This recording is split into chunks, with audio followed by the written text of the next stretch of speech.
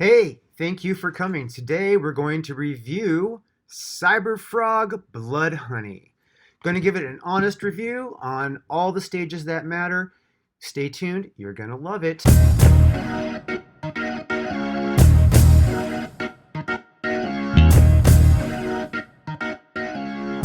Hey everybody, it is time. We're going to review Cyberfrog Bloodhoney by Ethan Van Sciver. Yes, this is going to be an official review. This is going to be a no pulled punches review. I'm going to be honest and fair. We're going to review this book on its genuine categories. We're going to review it on the packaging it was delivered in. We're going to review it on the artwork of the book itself. We're going to review it on the story, and we're going to review it on the printing. Now, this is going to be a not sucking up to anybody. This is going to be fair, honest, what I actually think. And now, why am I qualified for this particular review today? Well, I am a connoisseur of a lot of printing products and art products and entertainment products, and I have an opinion. I am not going to base this book on my review of this book on my personal tastes or personal opinions. I'm going to base this on what I understand is good quality work. So based on these elements alone, it'll make more sense as we go along. Hopefully you can keep up. If not, ask questions in the comments and I'll answer them. I love to get comments. Also, if you're enjoying this video, take time to click like on it, and I'd appreciate it if you'd also subscribe to the channel. That helps me out a lot. Okay, now that we got all that, now let's talk about Bloodhoney. This book was fun to read. That is my personal opinion, and that is my personal review of this book. Was fun. I enjoyed it. Now, as far as the actual review, we're going to get started on that, and we're going to start with the elephant in the room, and that is the printing. We're going to start with the printing because everybody is talking about the fluting that goes on with this book. Now, let's take a look at this. Okay, you can look at the back page here. If you look, there's just a little bit of a ripple or a corrugation, right? And see here, let's see if we can find another page. And hopefully it gets caught in the light here and you can see it. Basically, it's just, and if you can't see it, then that indicates it's not that bad, right? But there is a little bit of fluting, and a lot of people are making a big deal about that. I think you can see it when I do this. You can see it for sure like that. You see that corrugation? What that is basically a pattern along the wood grain on the paper grain. When you do heat set web printing, the pore of the papers, they expand, right? And then the ink gets in there, and then the pages have to dry. The ink has to dry.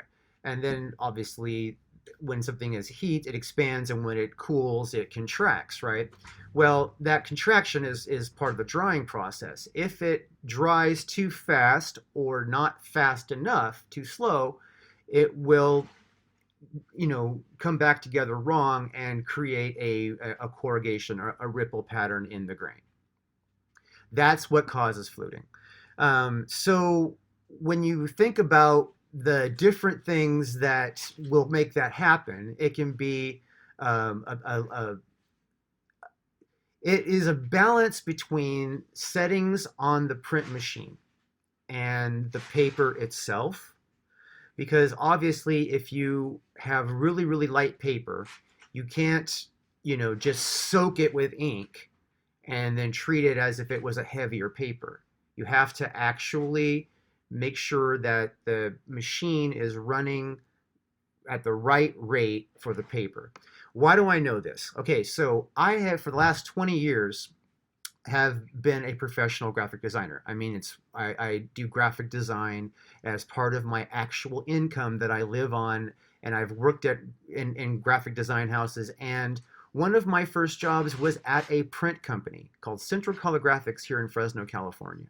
The company is closed now because the owner has passed away, but they educated me dramatically on all elements of printing. I understand printing in all its formats. I understand what requires a file to go to printing properly, the settings from different softwares, all the elements, because I actually ran pre-press for print jobs given to me from several different companies, right?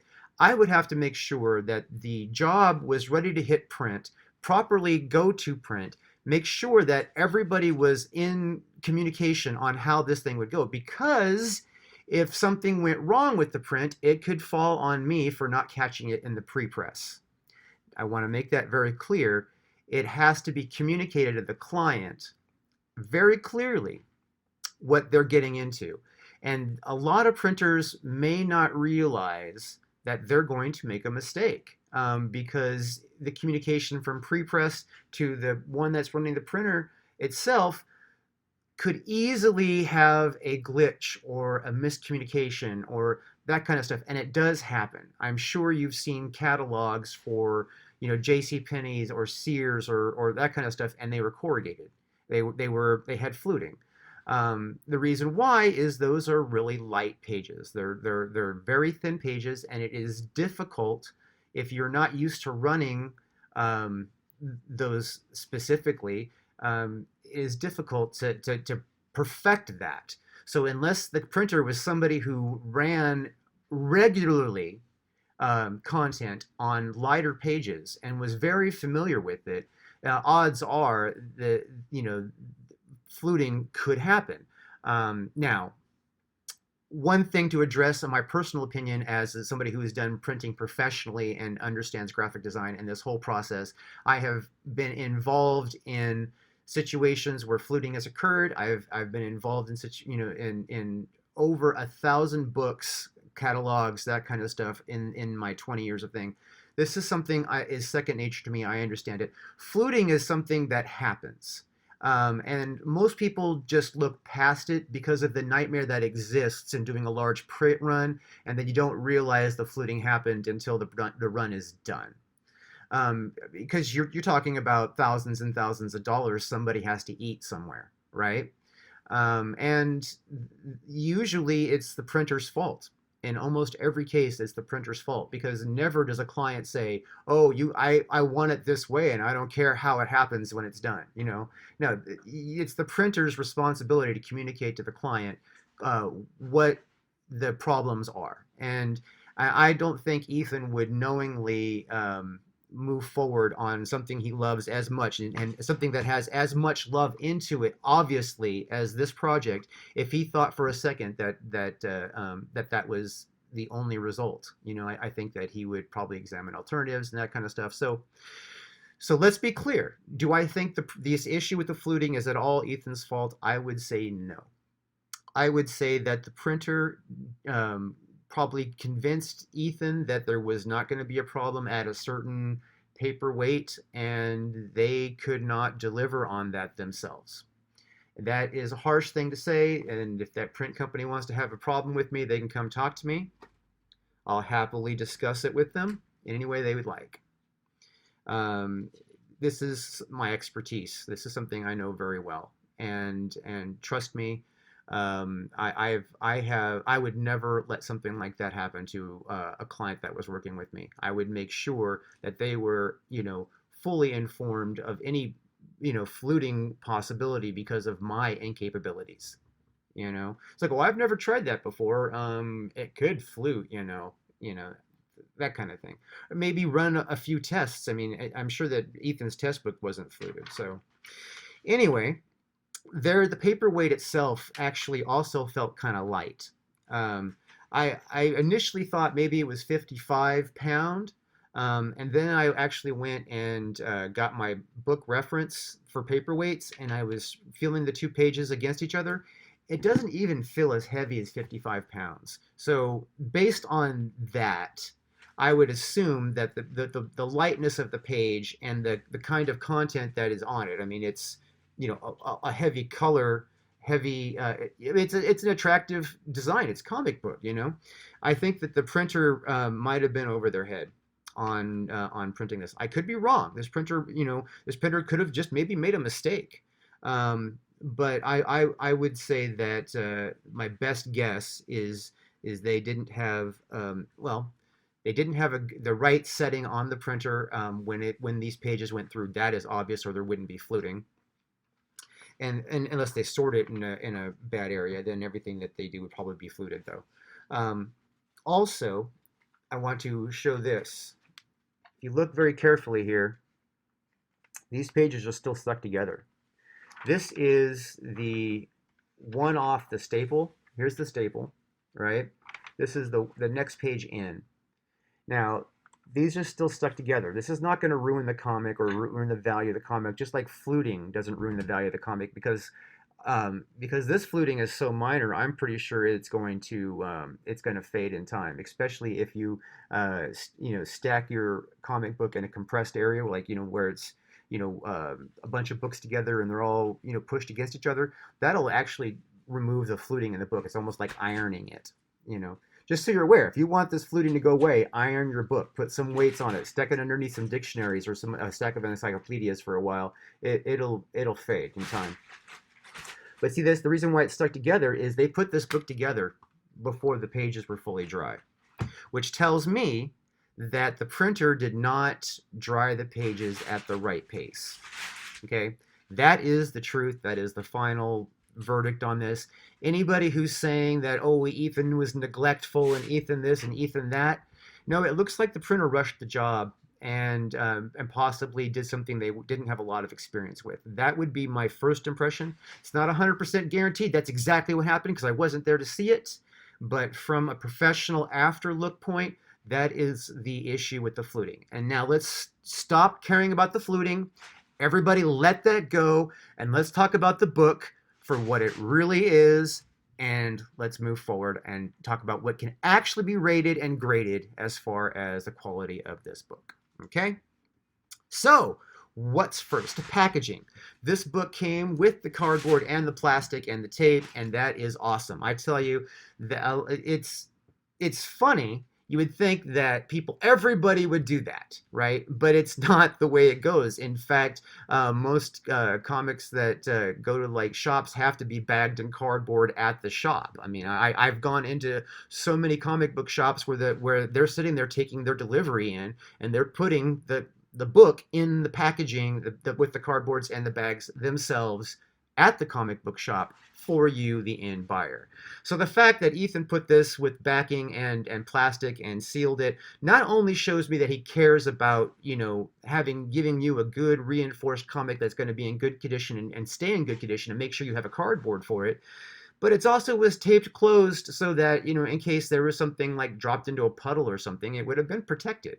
That's beautiful that it was considered. Now, I mean, you might think that's not a big deal, but like I said, it's not everybody who does that. So that's a score. That I would say that for damage protection and for effort and care, I would say that he gets a 10 across the board. So on packaging, 10 out of 10. Ethan, excellent job on packaging. Let's move on to artwork. Artwork. Now, on artwork, we're going to grade not on my personal taste, because my personal taste thinks this is badass. This is very clever. I would think that my personal taste is this is clever stuff. I mean, the whole way that he goes with certain I don't. I'll take forever, and it would have to like almost be a class on why I think what I'm thinking. But let's take a look at some of this real quick. All right, this is just it's eye-catching and it's beautiful and the artwork is just very detailed. So I personally think it's awesome. I mean it meets all the categories that I care about in artwork. So that's my personal opinion. So now let's get to the scoring. Okay, so detail level.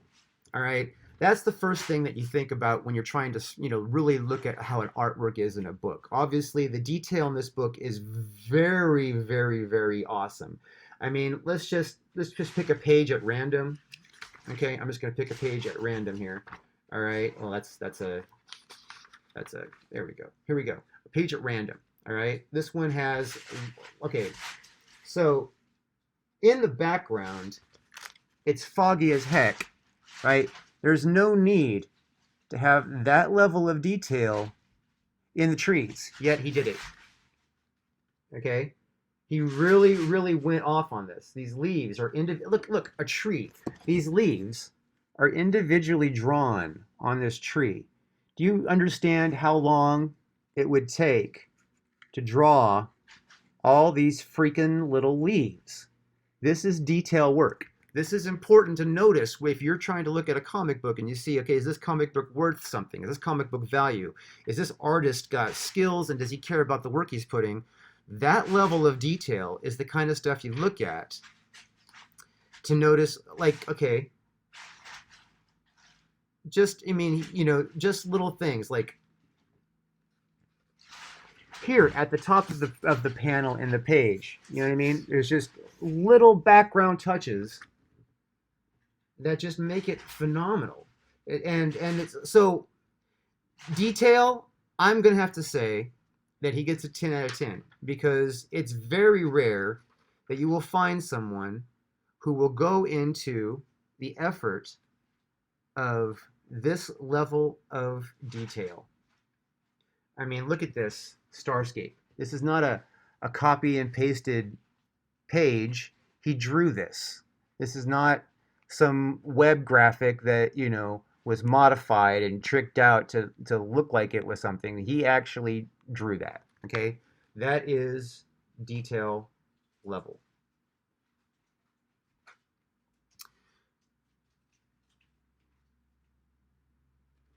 So,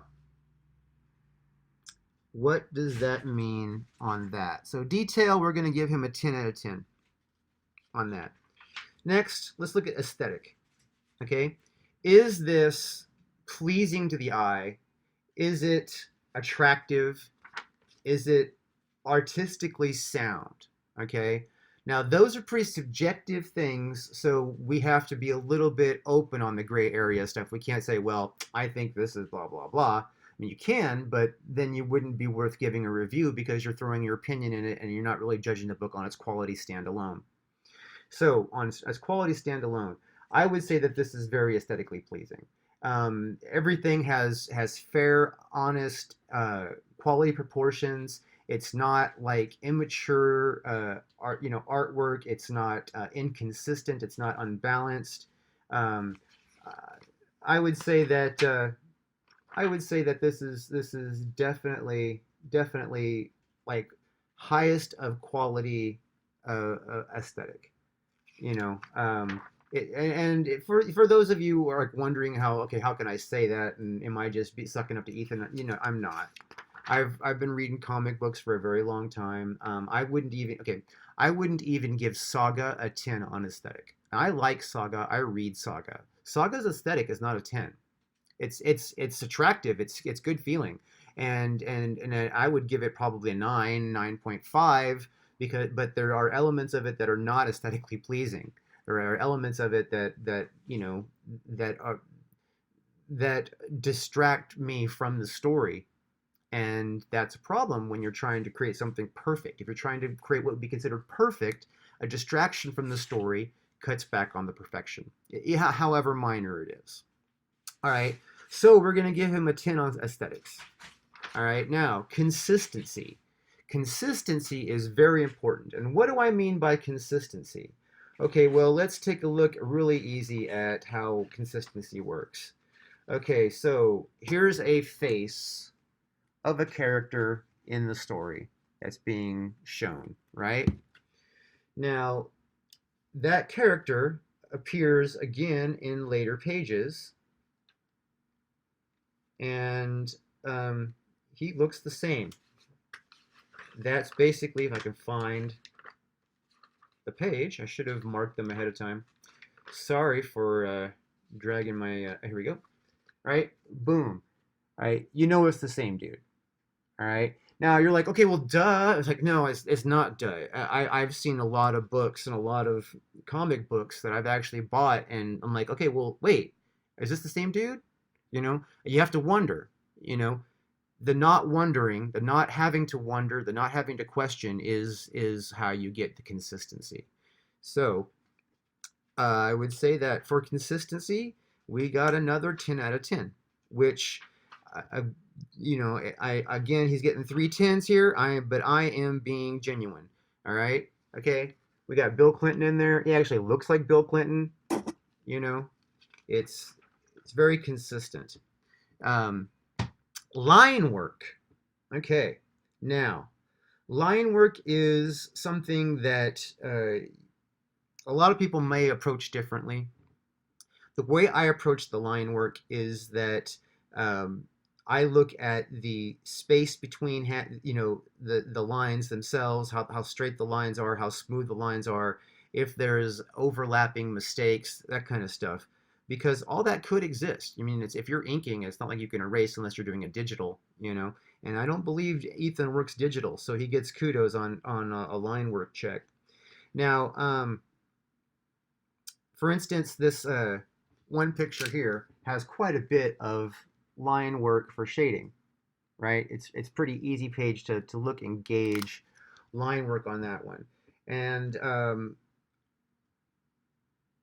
there's also like this tower building here. There's lots of what would be an obvious way to look at line work. It's not just an outline of a drawing. It is the shading that he uses, and I would say that I went through this book and I looked for errors in the line work while I was reviewing this book and reading it, and very rarely am I not able to find any, and I'll probably find one later, one or two later, because I mean, like I said, I've never seen a book where there aren't any errors, but I have not seen one in this book, and I have been through it pretty thoroughly, and I have not seen a line error, so I have never rated a book with a 10 on a 10 on line work before, right?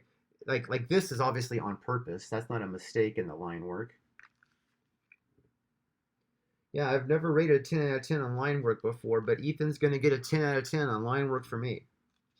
So, a 10 out of 10 on line work for this book, which is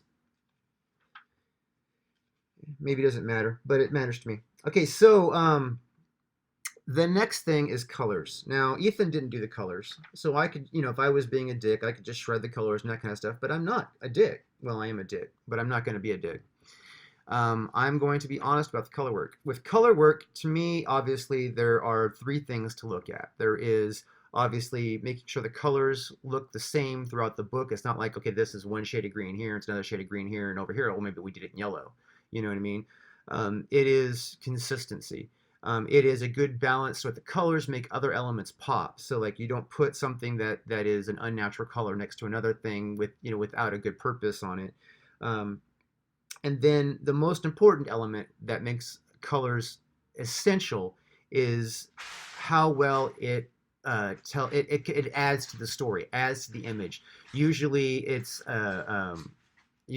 is something that makes the images come to life. Like it's an excellent drawing, but the color makes it more come to life, more pop, more dimension, more depth.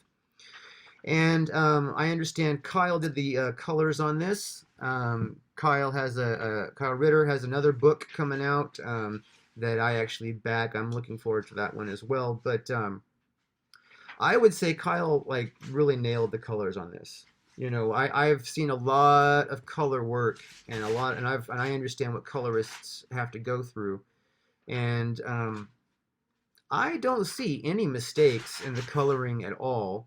I don't see any like what I would consider like bad choices in the coloring of any elements in here.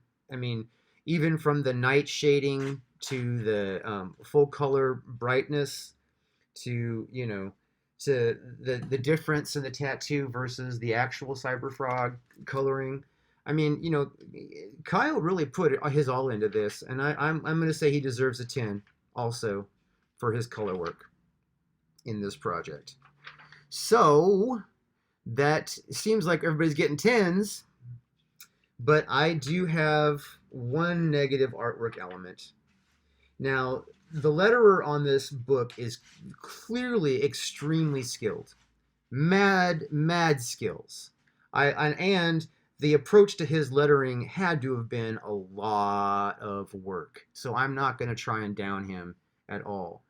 But I do have one critique to the lettering, one minor critique, and that is the font choice for Kjell Sin, the mother of Cyberfrog, and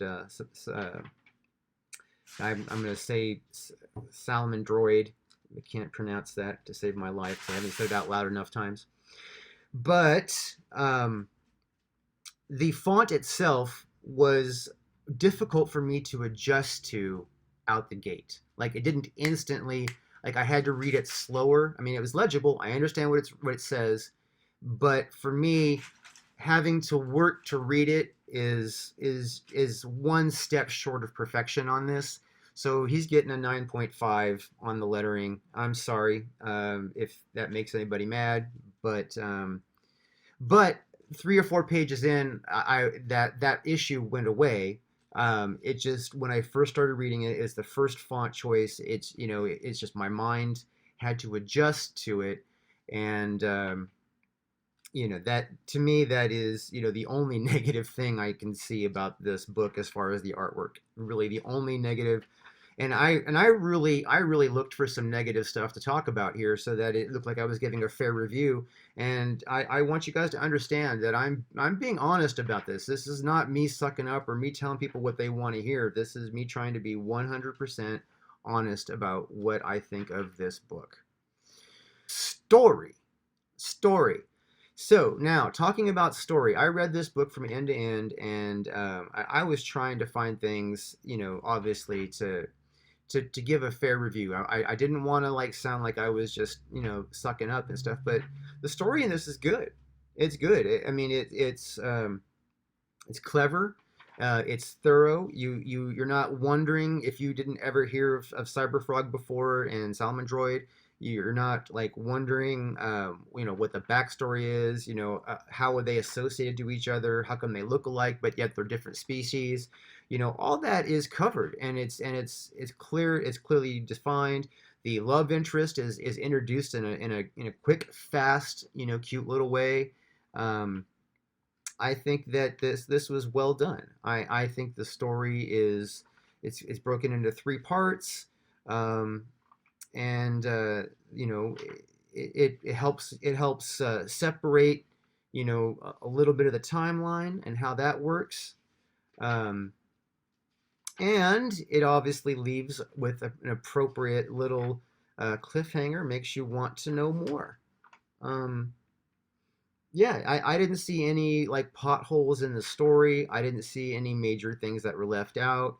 I'm not going to try and critique. Some people said that he's being political with Bill Clinton and that kind of stuff, and I don't see him as really being political. I see him as targeting a year for his book. Being that Bill Clinton was the president at that time, it would make sense that he would use Bill Clinton. And considering Bill Clinton's presidency had a specific element, involving a lady with a blue dress in history, him calling that out as a marking point, it seems like it would basically be something very memorable. Probably the most memorable thing about Bill Clinton's presidency was Monica Lewinsky. So why would he not use that as the point? I don't see it as political at all. If you're saying that's political, eat crap and die because you're an idiot. All right. So yeah, honest story here. There's a couple of ups and downs. You think what's going to happen next? I would say that it's a 10 out of 10 on the story. And why do we give it 10 out of 10? Because I actually look at how the story's constructed, how it carries through, what the twists and turns are, the surprises, what happens afterwards. I don't want to give you any spoilers, or I'd tell you that in more detail. Got to read it for yourself.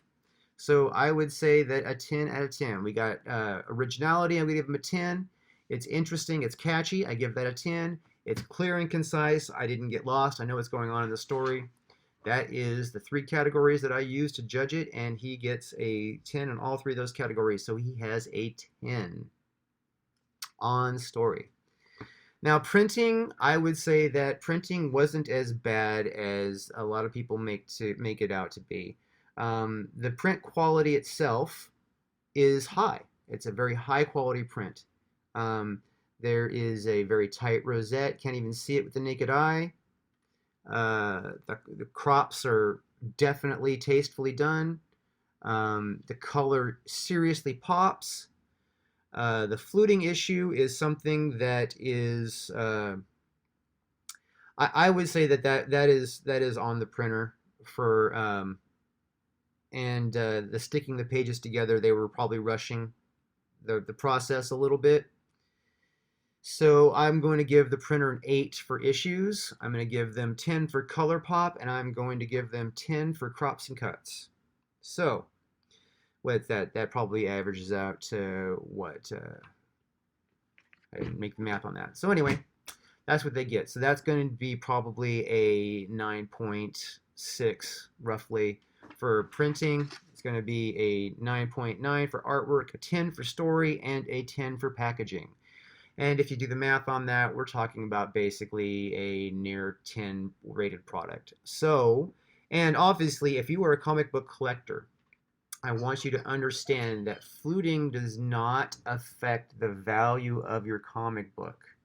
Fluting never will affect the value of your comic book. And if you want to solve your fluting problem, close the book, put it in its plastic, and press it under some heavy stuff for a very long time. You won't be able to look at it, but over time, it will press out, and you're ironing them out.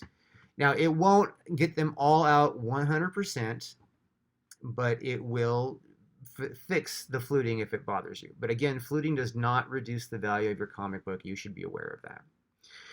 Okay, so you can take my opinion, you can shove it up whatever if you don't like it. You know, I want to hear what you think in the comments. If you disagree with me, go ahead, tell me I'm a jerk, tell me I'm wrong, whatever. But you got my professional opinion on this review, and this is how I'm going to handle all my reviews. I'm going to be hitting them as if I was a stranger and these aren't people that I care about. All right, so that's it. Thank you for watching. Please like and comment and subscribe, and I will talk to you soon. Bye. Thank you so much for watching the video. I hope you enjoyed it, maybe even learned something. Please do me a favor. Tell me what you think in the comments below. If you got an opinion about Bloodhoney, maybe I can, if you have your own review, tell me. I can go check it out on your channel, okay? Also, if you would do me a favor, like this comment or even dislike if you dislike it, subscribe to my channel so you can get more videos. And I hope that I will see you again soon. Have a great day.